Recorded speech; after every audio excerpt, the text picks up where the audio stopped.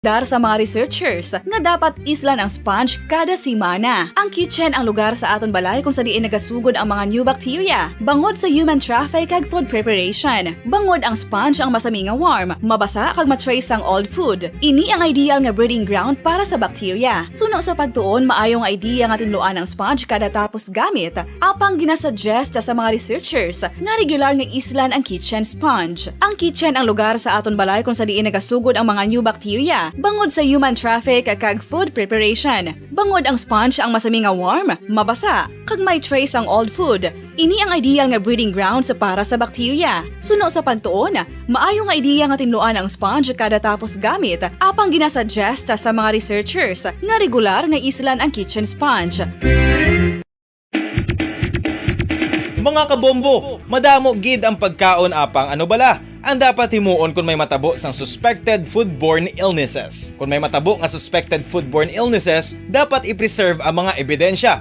Kung may bahin sang suspected food nga nabilin, taguon ini. Putson sang maayo kag ibutang sa freezer. Magpabulong sa gilayon. Kung ang sintomas nagapadayon o kung nagalala, gilayon nga magkadto sa doktor agod magpakonsulta. Hindi man magkalipat nga i-report ang insidente sa local health department.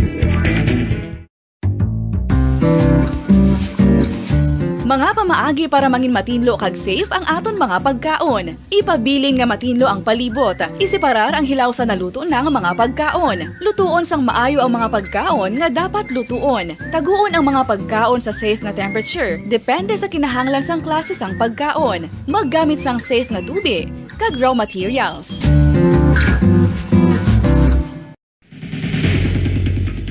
Ang food safety ang nagagarantiya nga ang pagkaon hindi makatugas sang anuman nga halit sa consumers o kung makakaon sini, samtang ini ang ginahanda o kung nakaon. May ara man sa ginatawag food and waterborne diseases o kung grupo sa mga balatian, tugas ang anuman nga infectious o kung non-infectious agents. Ang mga masunod ginakabig common causes ng food and waterborne diseases.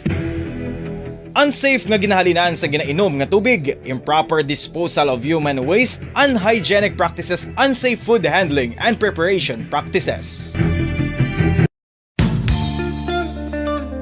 Isa ka bala sa may hinuptanan nga ido, mangin responsable nga dog owner. Bilang nagapanag-iyas ang ido, siguraduhon nga ang mga ini ang regular nga nabakunahan batok sa rabies. Ipaidalom ini sa mandatory registration. Siguraduhon nga hindi ini manginlayaw o kon magsigilagaw o kon libot sa mga kalye o kon sa anuman nga mga public places. Imo man responsibilidad nga mapag-groom ang mga ini, matagaan sa bastante nga pagkaon kag shelter. Responsibilidad mo bilang pet owner nga gastuhan ang anuman nga gastuhon medikal sa tion nga makakagat ang imo ido. Rabies is preventable. Mangin responsable nga dog o kon pet owner.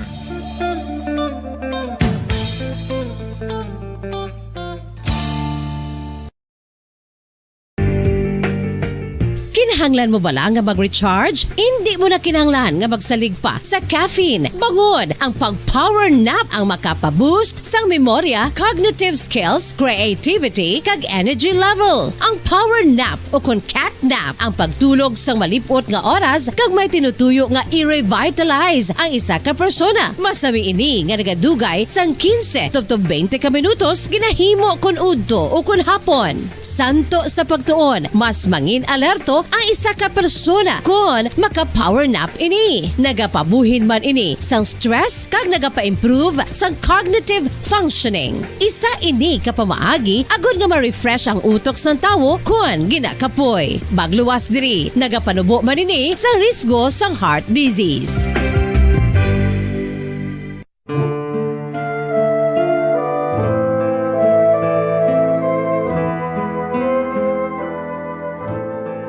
Pangamuyo para sa 2022 elections. Sa ngalan sang Amay, sang Anak, kag sang Espiritu Santo.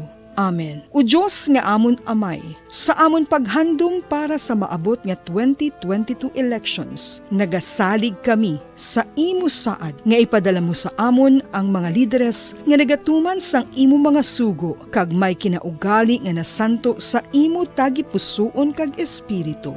Ginoong Jesus, hatagi sang inspirasyon ang tanan nga nagahandom nga magpungko sa pwesto agud sila mangin lider kag alagad nga magabutan Butang sang kaayuhan sang kadaman, ilabi na ang mga kubos, mga maluya, kag mga ginapigos, labaw sang sa ila personal nga interes. Tagdumala nga alagad, nga nagahandom sa matudtud nga pag-alagad, kag indi nga sila ang pag-aalagaran.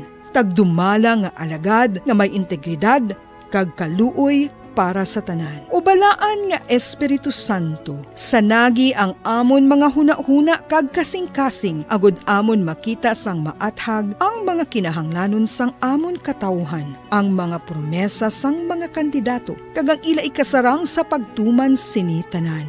Nga kami magpili sang husto nga lider, nga matuod nga magadumala kag mag-alagad, lider nga nagatuman sang imo sugo kag may kinaugali nga nasanto sa imo tagi pusoon kag espiritu, lider nga magahiusa kag magagiya sa amon sa pagpatigayon sang kayuhan sang tanan kag para sa imo bug-os nga kahimayaan. Amay, Anak, kag Espiritu Santo, ikaw ang Diyos sang kabuhi kag paghigugma. Ang Ginoo sang tanan nga panahon, mag-upod ka unta sa amon sa siningtion nga nagahanda kami para sa palabuton nga eleksyon. Amen. Sa ngalan sang Amay, sang Anak, kag sang Espiritu Santo. Amen.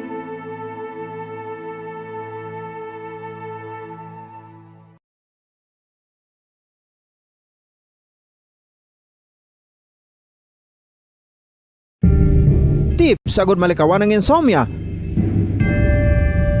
Ang pagtulog sang maayo ang makaapekto sa mental kag physical health sang isa ka tawo. Apang kung kaisa hindi maligar nga nagaka-eksperyensya sa ginatawag nga insomnia, gani ari ang tips sagod malikawan ini kag mas makatulog sang maayo mga kabombo.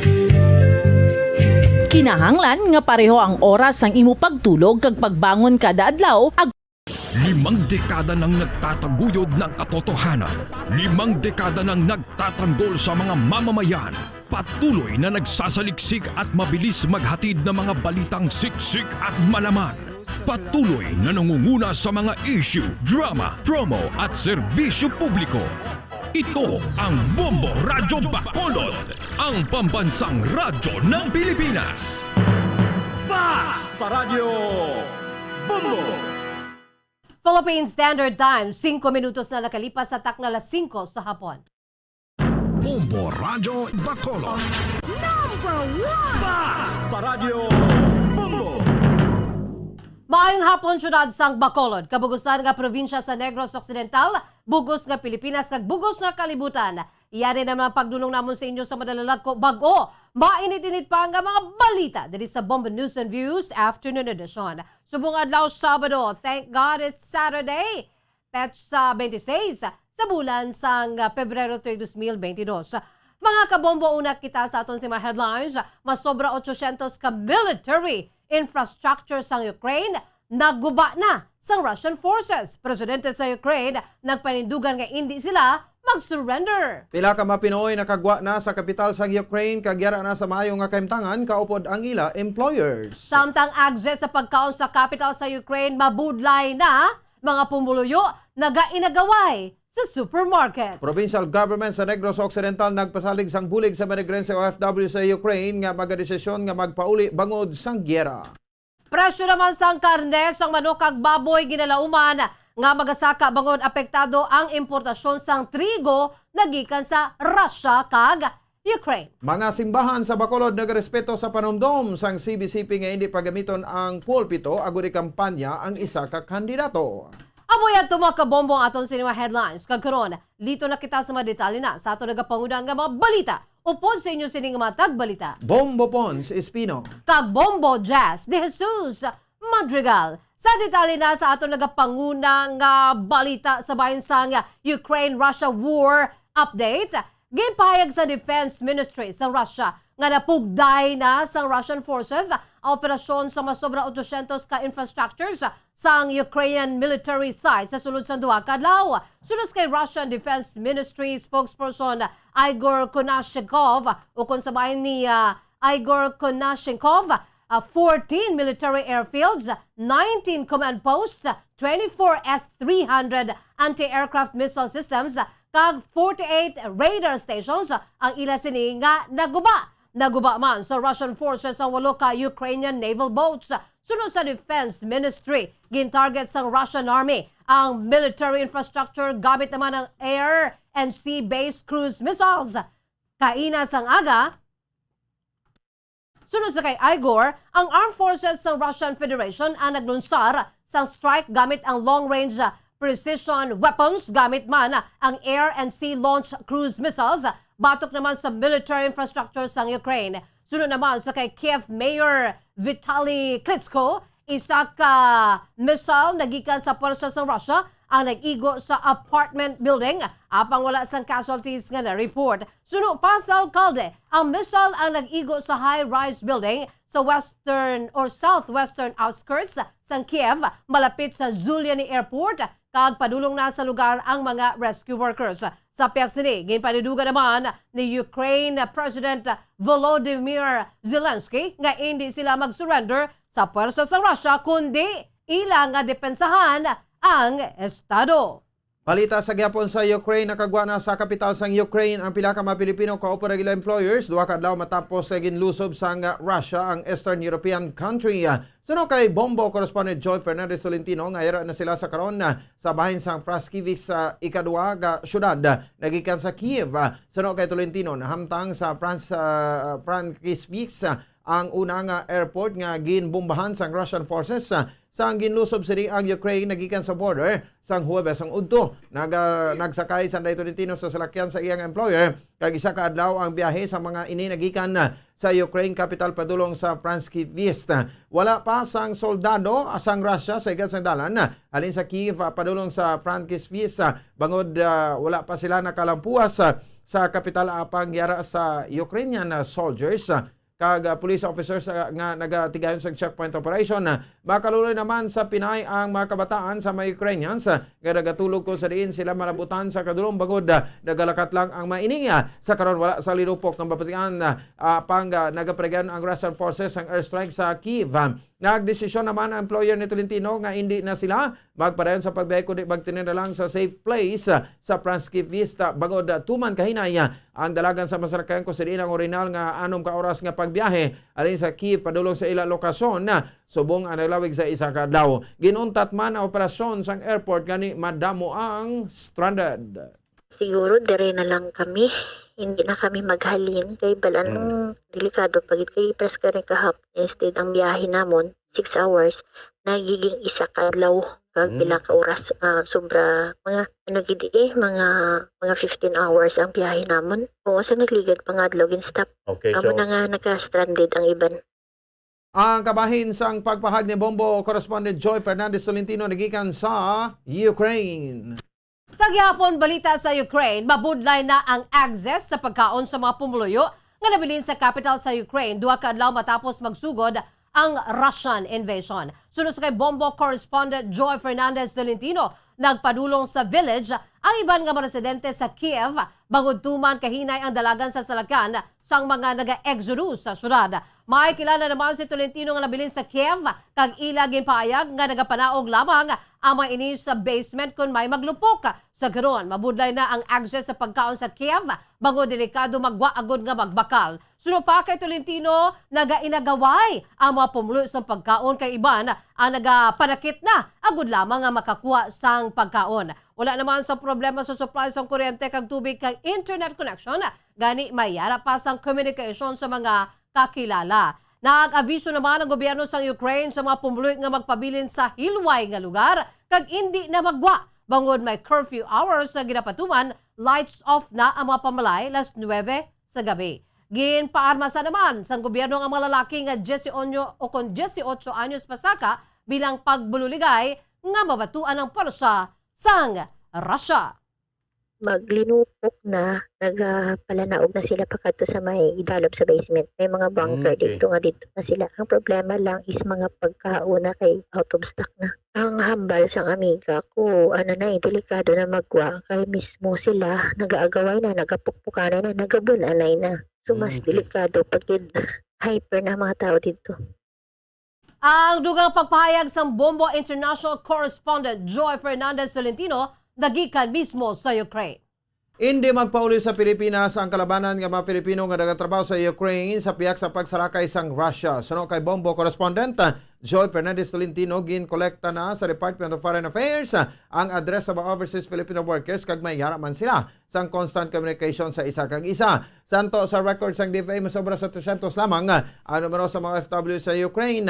Ay ba naman ang mga OFW suno kay Tolentino ang yara nasa borders ng Ukraine kag Poland. Suno kay Tolentino hindi ruyag sang kalabanan nga OFWs nga mag-avail sa repatriation program sa baylo nga bagapadulong na lang ang maini sa iban nga pungsod kaangay sang Poland kag Czech Republic. Hindi man magpasugot ang employer ni Tolentino nga magapauli ini sa Pilipinas kundi magaupod ini sila kung sa diin sila magakanto nga hilway nga lugar. Sa karon upod ni Tolentino bilog nga pamilya sa iya employer nagpalabot man ini sa iya pamilya sa Pilipinas nga hindi magkabalaka sa ila bangod. Yara ini sa luwas nga kaimtangan kundi sila ang pangamiyuan. Sa karon hindi natuman ang linupok sa Kiev apang nag-abanse na ang Russian forces sa capital city. Tanan guro kami sir, hindi magpa-repatriate. Ang balak naman makadto sa iban nga na lang country kay open ang Poland, open man ang Czech Republic ko no. Kag ako hindi man ako pwede hindi ako kay di ako pagpasugtan sang amo ko maghalin kay kundiin daw sanda dito man ako kag ko safe man. May ano man sa government amo na daw medyo man ako. Ang kabayan sa pagpagdugang ni Joy Fernandez Tolentino, ang Bombo correspondent nagikan sa Ukraine. Philippine Standard Time, 14 minutos na nakalipas sa takla 5 sa hapon. Dugang nga balita, nagpasalig naman ang provincial government sa Negros Occidental sang bulig sa mga negrense nga nagatrabaho sa karon sa Ukraine. Pananglitan nga magdesisyon ang maini nga magpauli bangod sa pag-atake sang Russia. Sa interview sang Bombo Radio sa kay Governor Eugenio Jose Bong Lacson, wala pa sa notice na gikan sa Overseas Workers Welfare Administration o kunang OWA nga may taga Negros Occidental nga nagapangayo sang bulig mangunluyag sini nga magpauli. Sa karon alert level 2 pa lamang ang status sa Department of Foreign Affairs sa Ukraine kag jutay pa lamang nagikan sa masobra 300 ka OFW sa Ukraine ang nagpauli bangod sa Russian invasion kag wala sang negrense sa bahin sa mga ini. Nagaulat man ang OWA Region 6 sa listahan nagikan sa Central Office. Kag diri na matumod sunod sa kay Governor Lacson kung mayara sa taga Negros Occidental. Sunod sa kay Governor Lacson, naghatag ang OWA sang 20,000 pesos nga livelihood assistance sa mga repatriated OFWs apang magalabay pa ini sa assessment. Naghatag naman ang provincial government sa ayuda para sa pag-eskwela sa mga kabataan sang OFWs nga hindi magpauli. Sang damlag lamang, naghatag naman ang OWA sang 10,000 pesos nga financial assistance sa mga OFWs na gikan sa Hong Kong nag-terminate sa ila employer kag mayara man sang psychiatric intervention sa mga nagakinahanglan. Right now, why man sila listahan subong sa region, wala sila sa headquarters nila sa Manila sa listahan sa mga over 300 na OFW sa dito sa Philippines para dira natin mabalaan kung mayara tiga Negros. No? But, so for now, apat pa lang ang puli sa Pilipinas. No? Ang kabayan sa pagpayag sang amay-amay sa probinsya sa Negros Occidental, Bong Lacson. Aminado Provincial Veterinarian sa Negros Occidental nga dako ang posibilidad nga magsaka naman ang presyo sang karne sang manok kag baboy bangod sa giyera sa Ukraine nga nagaproduce sang 1/4 sang trigo sa bilog nga kalibutan. Nagapanguna nga mga produkto nga gina-export sa duha ka mapungsod ang wet soybeans, corn, sunflower seeds kay iban pa nga mga ingredients sa paghimo sang feed sang baboy kag manok gani ginalauman nga magsaka ang presyo sini kung apektado ang importasyon. Ginakabig man nga biggest exporter sa abono ang pungsod Russia para sa pag-cultivate sa mga nagapaguna nga pananom ganin sa tion nga magsaka ang presyo sa abono magasaka man ang presyo sa agricultural crops. Sa interview sa Bombo Radio kay Dr. Renante Dicena, may bastante ka supply sang karne, sang baboy sa Negros Occidental apang nagabaligya man ini sa Luzon nga apektado sa African swine fever. Ginakabalakan ini sa gobyerno dugang pa nga tubtub subong wala pa nakabalik sa normal nga presyo ang karne sang manok kag baboy. Aminado naman si Dicena nga kinahanglan pa sa yugon sa gobyerno probinsyal ang agriculture sector binapreparasyon sa nagatuhaw nga magyera sa ibang nga pungsod Suno kay Desena, nagatuto nga provincial government sa food security bagod may mga factors nga nagaka-apekto sa food importation. Suno diri nga kagamay lang sang budget nga ginatag sa agriculture sector apang ginatunguan sa probinsya nga maghatag ang o kung mahatag ang kinanglanon sa mga farmers sagod nga matipigan ang seguridad sa pagkaon. Kasi ang human requirement, compete ang ang sa animal population. Mas unahon na ang food ng tao, no? Dito sa ang tao during war. So instead of animal, so dira ko makita on how America will play a role sini kay ang ilaya grabe sila magpadamo man ilang export ilang mga ingredients. Si Provincial Veterinarian Dr. Renante Desena. Samtang, gipasiguro naman sa Diocese sang Bacolod nga hindi pagamiton sa mga kaparian ang pulpito o kuntion sa paghatag sa homilya sa pagpangampanya bisan kay sino man nga kandidato. Ini ang kasunod naman sa panumdum sang Catholic Bishops Conference of the Philippines o kunang CBCP sa mga kaparian nga hindi pagamiton ang pulpit agud nga magpangampanya kundi para ini sa pulong sang Dios. Sa interview sang Bombo Radio Bacolod kay Father Chris Gonzalez, ang Director sa Social Action Center sa Diocese of Bacolod, ang pulpito ang husto nga lugar sa pagbantala sang pulong sang Dios, hindi lugar sa pagpangampanya. Ginakabig namang nasagrado ang pulpito kung sa diri, ginaproklamar ang kamaturan kag ginakontra ang kabutigan. Lugar man ini sang katarungan. Dugang pa ni Father Gonzalez nga hindi papel sa isa ka pare ang magpamulitika sa baylo, ginakampanyahan lamang kung ano ang maayo para sa tao, santo naman sa pulong sang Dios. Madamo na nga bes nga ginahusgahan ang makaparian nga nagaentra sa pagpangampanya apang ang obra nila amo ang paggiya lamang sa mga tao. Ang simbahan ay hindi perpekto apang nagapadayon sa pagdampig sa kunano ang insakto.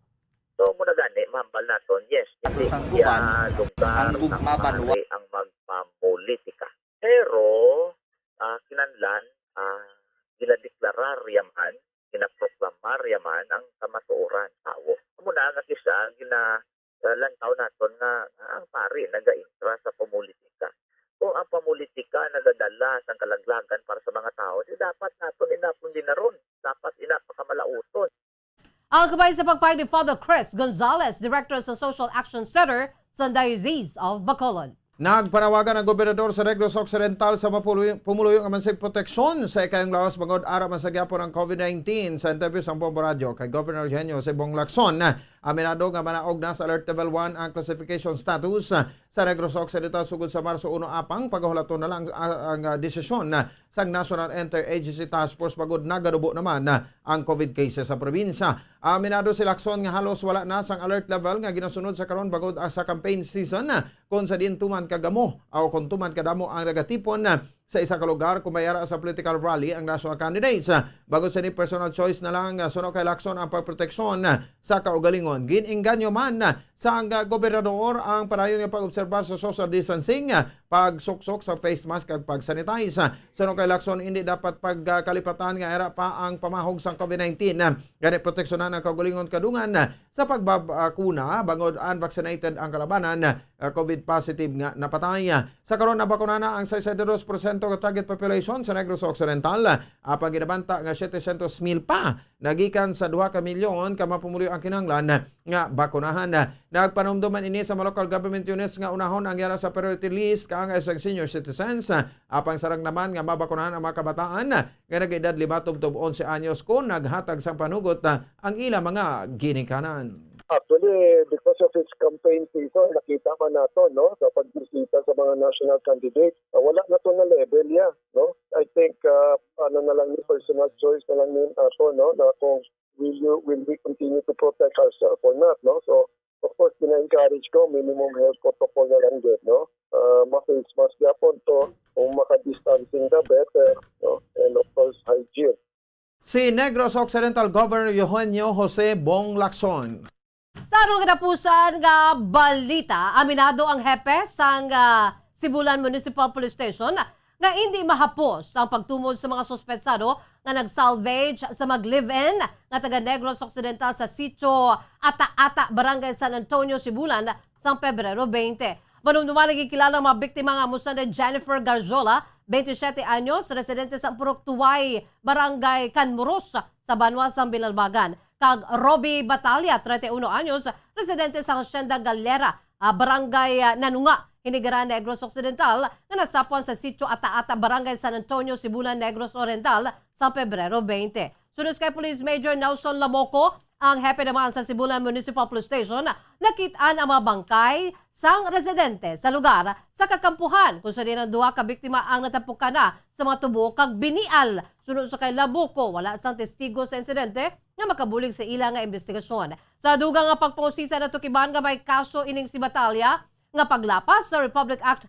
10591 ukon na illegal possession of firearms sa Banwa sa Hinigaran. Wala labot nga may kaso manini sa pagpangawat kag homicide. Para matumod ang rason sa pagkamatay sa duha ginatipon karon sa Sibulan Municipal or Sibulan Police Station, ang mga informasyon nga ila nakuha sa mga police station sa probinsya sa Negros Occidental. Sa resulta naman sa post-mortem examination na kaagom sa 21 ka mga stab wounds si Batalya, mayara naman sa 27 ka mga pilas ang ka-live-in partner na si Jennifer Garzola. Naibuloan nga isa anay ka liamador sa bulangan ining sa Garzola. Dugang pa nila Boko, posible nga may atraso ang duha sa mga suspetsado tungod man sa kadamo sang kaso nga ila naagom. Medyo mahirap kasi walang mga testigo, walang mga witness na nakakita. Pero maliban dyan, hindi naman kami nagpabaya sa ongoing investigation po namin.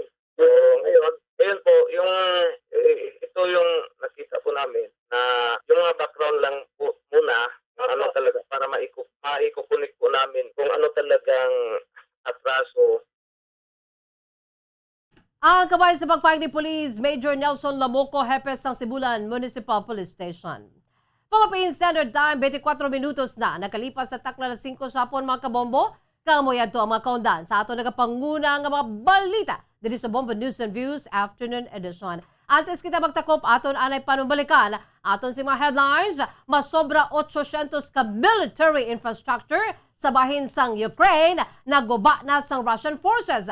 Presidente sang Ukraine, nagpanindugan nga hindi sila mag-surrender. Pila ka mga Pinoy nakagwa na sa kapital sang Ukraine kagyara na sa mayo nga kaimtangan kaupod ang ila employers. Access naman sa pagkaon sa capital sa Ukraine, mabudlay na mga pumuluyo nagainagaway sa supermarket. Provincial government sa Negros Occidental nagpasalig sa bulig sa manegrense OFW sa Ukraine nga magadesisyon nga magapauli bangod sa giyera.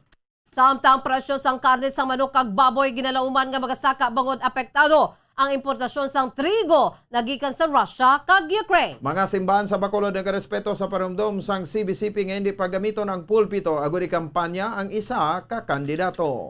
Kagamuyan to mga kabombo ang pagdulong namon sa inyo sa madalalak ko bag-o, mainit-init pa nga mga balita dali sa Bombo News and Views Afternoon Edition. Subong adlaw Sabado, thank God, it's Saturday, TGIS. Petsa 26 sa bulan sang Pebrero 2022. By the way, standby na kamo sa masunod nga programa, ang Bombo Reports Afternoon Edition. Upod naman this time sa kay Bombo, Franz, Andrew Burgos. Kag sa gyapon, ini ang inyong nga mga tagbalita. Bombo Pons Espino. Kag Bombo Jazz De Jesus Madrigal. Para sa pambansang radyo ng Pilipinas, consistent overall, #1 sa Bacolod, Basta Radyo Bombo! Sabay naman sa aton siningan news analysis na ipadala sa aton maukon nga tagpalamati. Pagkabasaw ni Bombo Daniel Acciones, ini ang may tigulo, campaign period. Makita na naton sa aton kalye kay mga tagsa kadalanon. Mga tarpulin sa nagapapili nga daw amakan ang kalaparon. Mga dagway nga nagayuhom-yuhom nga daw nagahinyo nga sila ang butuhon. Apang may mga supporter na nga nagareklamo. Kay kun pagkagabi, ginasampawan ang itsura sa ila kandidato. Ipakita man tani naton sa tagsa-tagsa ang respeto, kay basi madakpan ka ikaw ang mapasakaan sang kaso. Likawan tani naton ang pagsampawanay, kay amugin ini ang sugdan sang hindi pag-intindihanay, kag basi kamo nga mga supporter mag-ilinaway, maliman sang kandidato nga nagapatawhay. Ini nga eleksyon umalagi lamang, basi kung sila magdalaog, hindi man kamo makilalaan. Hindi kita magpadala sang aton balatyagon. Dapat pagidait kag kalinong aton pangibabawon. Ang ini nga panguna-huna ang pananawa ng inpadala ni Leo Seralbo sa Barangay Mansilingan, Bacolod City. Sa mga tagpalamati isang Bombo Radyo Bacolod, pwede man kamo magpadala sang inyo panghuna-huna kag pananawan sa Bombo News and Views Afternoon Edition. Care of DYWB Bombo Radyo Bacolod, CBS Development Corporation Building, Lacson Street, Mandalagan, Bacolod City. O kung pinaagi man sa email address ang Bombo Radyo Bacolod, bombo_bacolod@bomboradyo.info. Bombo Radio. Tip, sagod malikawan